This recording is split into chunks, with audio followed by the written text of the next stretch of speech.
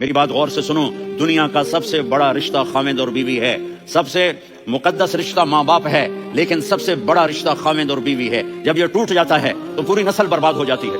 اس لیے آپ نے زندگی گزار کے دکھائی، آپ گھر میں جھاڑو دے رہے ہیں، آپ آٹا گوندھ رہے ہیں، آپ حضرت عائشہ کو لقمے بنا کے کھلا رہے ہیں، اور حضرت عائشہ کی دلداری کے لیے فرما رہے ہیں، عائشہ سننا حدیث طبرانی کی، عائشہ انہ لیہون علی الموت ان اریدک زوجتی فی الجنہ، عائشہ مجھے جب سے پتا چلا ہے نا کہ تو جنت میں میری بیوی ہے تو مجھے تو مرنے کا شوق لگ گیا ہے۔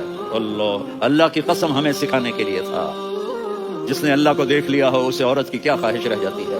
یہ ہمیں سکھانے کے لیے تھا کہ سب سے زیادہ عزت بیوی اپنے خامند کو دے، خامند اپنی بیوی کو دے۔ عورتوں کے لیے کہا اگر میری شریعت میں سجدہ ہوتا تو میں بیوی سے کہتا اپنے خامند کو سجدہ کرے، تاکہ ایک نسل تیار ہو، ایک نسل تیار ہو۔